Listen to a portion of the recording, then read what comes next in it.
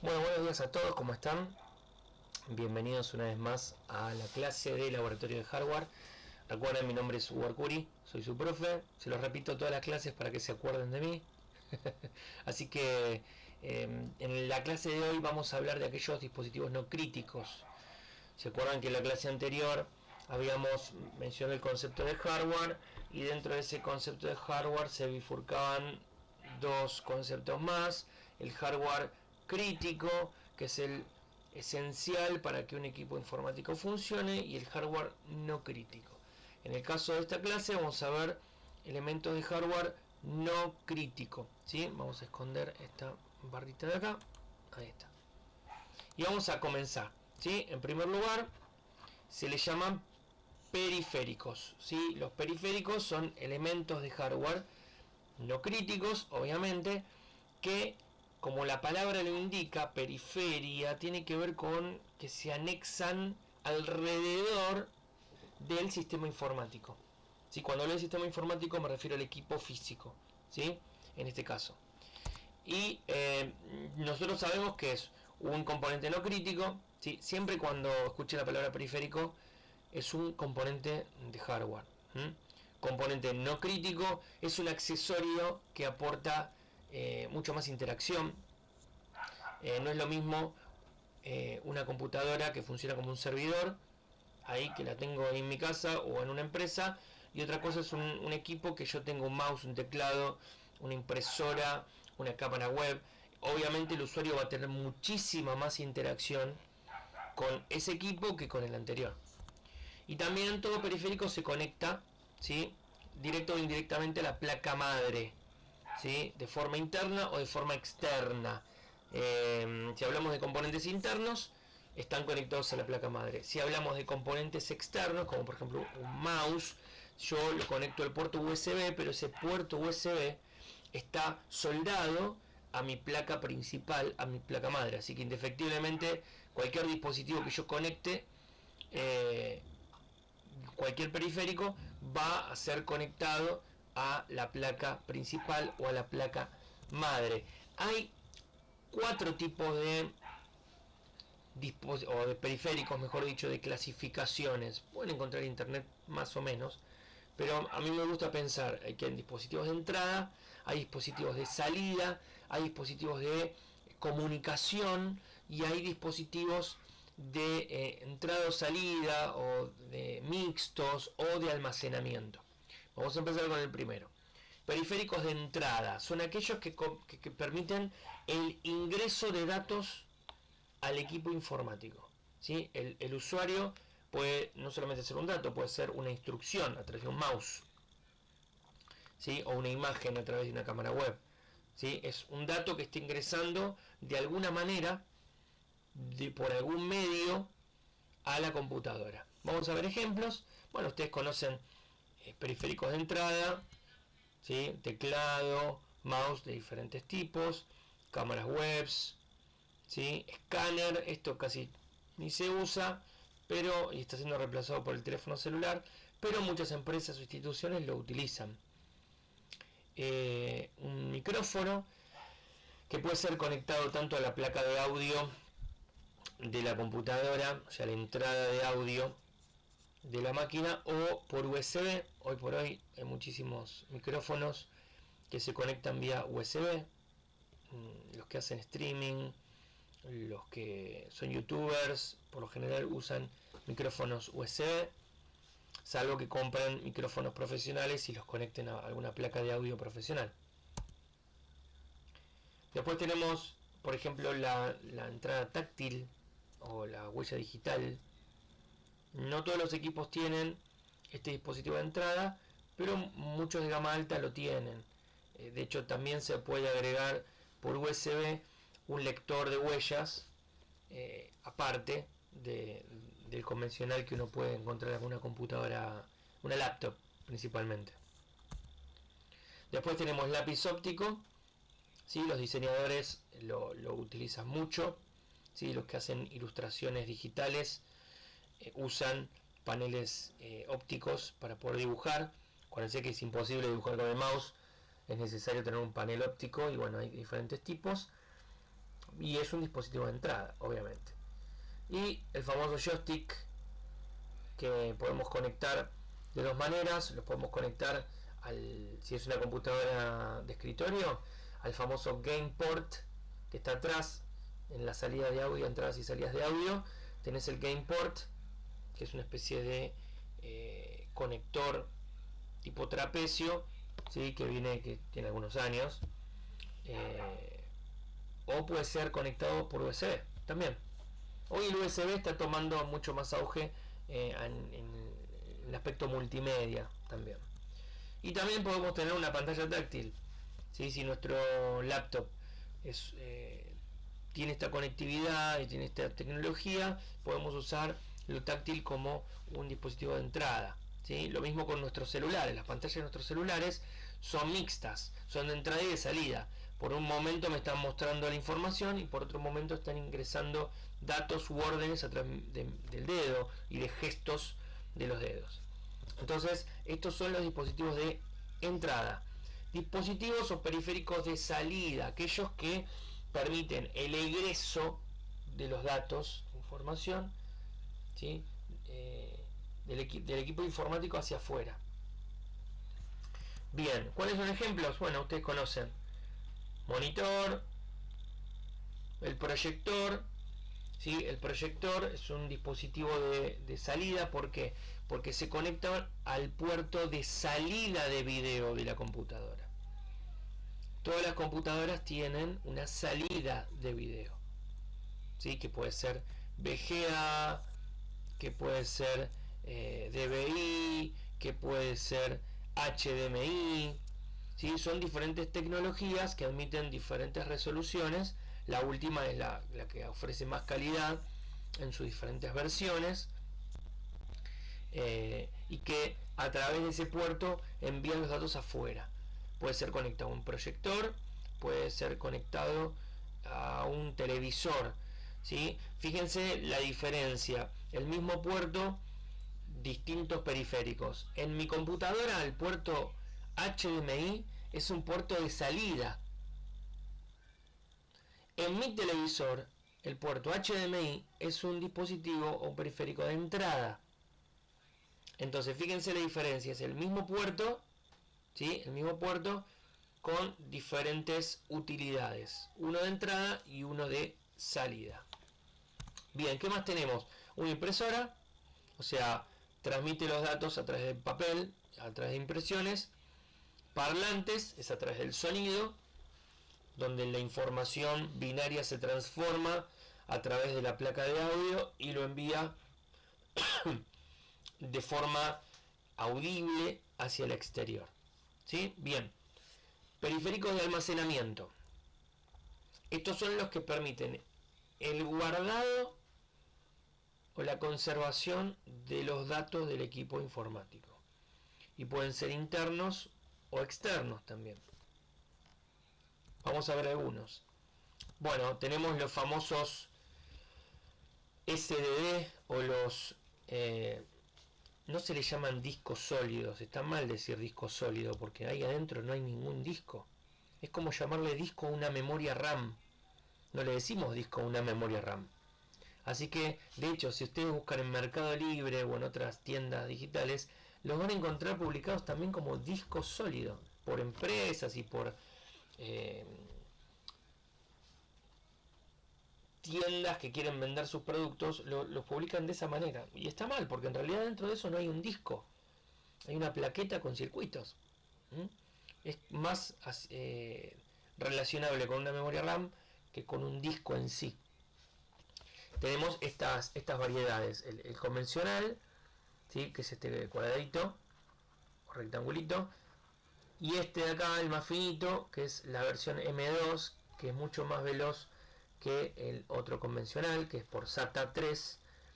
Este es el puerto M2 que tienen algunas laptops, ¿sí? Y que tienen las computadoras hoy las placas madre, las nuevas, ya traen estos puertos para conectar ese tipo de unidad de estado sólido. Después tenemos los discos rígidos convencionales, los HDD, ¿sí?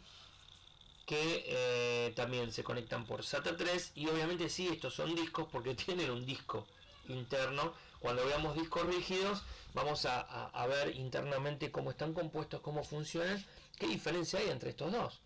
Entre un disco convencional, una unidad de estado sólido. Bueno, el famoso pendrive, ¿sí? Un dispositivo de almacenamiento externo por puerto USB.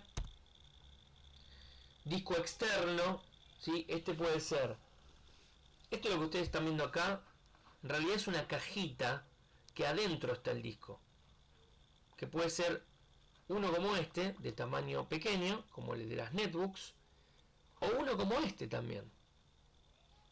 Si vos te compraste alguna vez un disco externo y que vino por USB 3, ¿no? La conexión, y se te rompió ese disco, vos tenés que abrir la cajita. Esto no lo tires nunca. Esto es como una especie de conector que es un adaptador. Y vos ahí adentro puedes meter cualquier disco. Puedes poner un disco común y corriente, uno nuevo, o una unidad de estado sólido, lo cual te va a funcionar mucho más rápido. Así que el disco externo, o puede ser una unidad de estado sólido externa, cualquiera de las dos. De hecho, estas cajitas se compran, son adaptadores para discos externos. No sé cuánto debe estar ahora, pero no son tan caros. Y uno podría poner ahí algún disco que te sobre. Siempre estamos hablando de tamaño pequeño, no el grande, como este, sino el que va para las netbooks. El tema es que los discos rígidos pequeños consumen menos energía, pero son más lentos. Los grandes suelen ser más rápidos, tienen más RPM, pero si vos te conseguís una unidad de estado sólido, mucho mejor.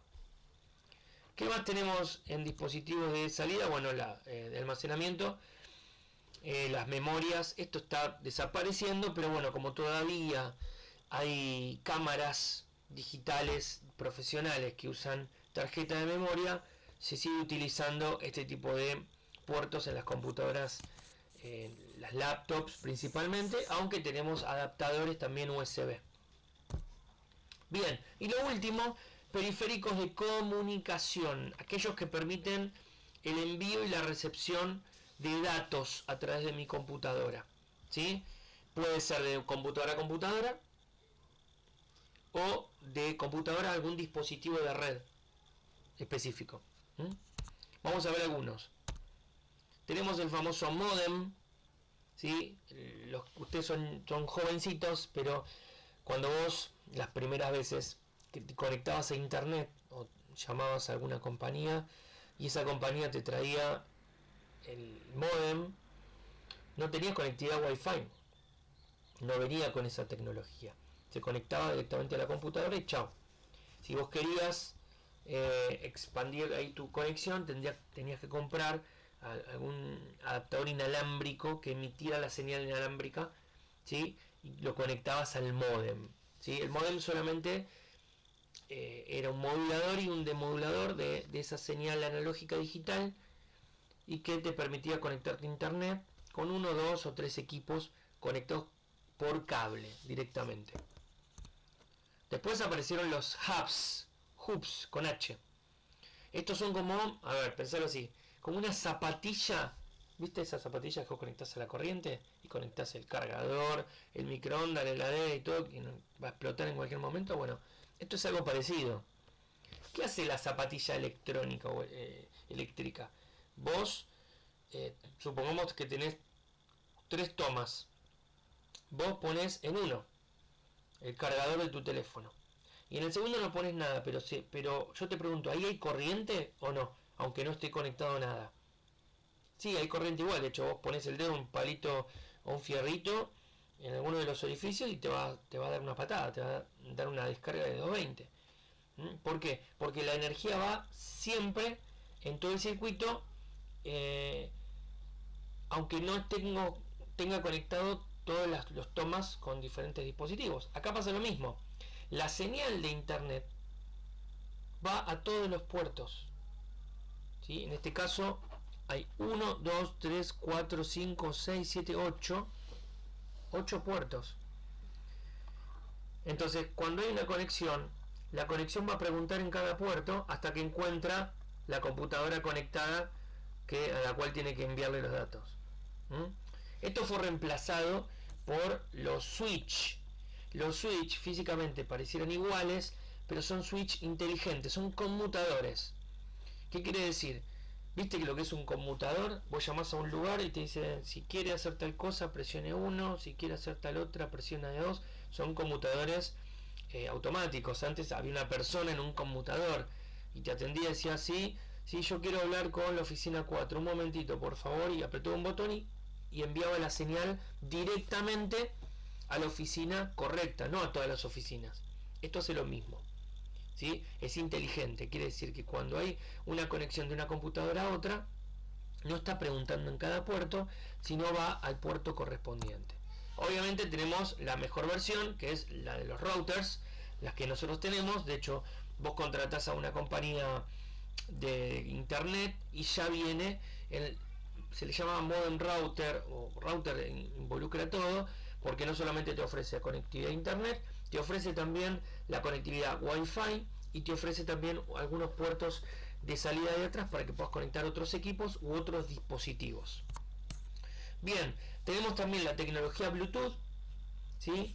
Si vos tenés una computadora de escritorio y querés enviarte y recibir por Bluetooth, o tenés por ejemplo un parlante YouTube y lo querés usar y decís, lo quiero usar con la computadora porque no tengo parlantes en mi computadora personal, y tenés un parlante Bluetooth, te compras un pequeño adaptador USB, lo conectás y vas a poder conectarte remotamente de tu computadora de escritorio a, por ejemplo, ese parlante Bluetooth, para poder controlarlo y utilizar el audio del parlante. Las computadoras personales, la gran mayoría tiene esas plaquetitas pequeñitas que ya vienen incorporadas a la placa madre, que son receptores y emisores Bluetooth. ¿Qué más? Bueno, tenemos las placas de red. Hoy por hoy estamos hablando que estas placas de red ya vienen integradas, lo que se llama onboard, porque vienen soldadas a la placa madre, aunque yo puedo agregar más a través de diferentes conectores o puertos PCI de mi computadora personal. Y tenemos, esto no es muy común, yo básicamente no lo vi nunca, no sé si lo habré visto alguna vez en alguna computadora portátil, son receptores de infrarrojo.